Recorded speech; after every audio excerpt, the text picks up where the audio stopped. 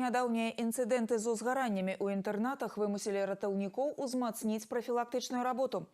Супрацоўнікі МНС арганізавалі сустрэчы з жыхарамі і работнікамі інтэрнатаў у Оршы і аграгарадку Октябрьская Віцебскага района. Гаворка ішла пра прычыны ўзнікнення пажараў, іх наступствы, а галоўныя меры бяспекі, якія даступныя кожнаму. Ратаўнікі праверылі пакоі і месцы агульнага карыстання, шляхі эвакуацыі і наяўнасць сродкаў пажаратушэння. Асаблівая увага спраўнасці сістэмы пажарнай аўтаматыкі і дзеяннем персаналу і жыхароў у выпадку ўзнікнення надзвычайнай ситуации. Как вахтер, как самозаведующие общежитиями, все люди обучены на случай возникновения пожара.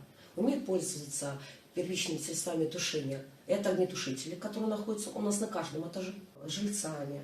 Проводится беседа, разъяснение, пояснение в плане, как пользоваться электронагревательными приборами, так, в случае электропроводка, чтобы было исправно непосредственно в жилых комнатах. Целью проводимых профилактических мероприятий в общежитиях является снижение рисков возгорания и гибели людей на подобных объектах. В местах с массовым пребыванием людей каждому человеку необходимо осознавать свою личную ответственность за соблюдение правил пожарной безопасности.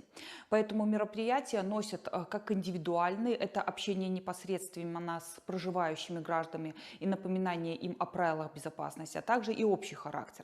Обследование жилых помещений и мест общего пользования на наличие нарушений норм пожарной безопасности.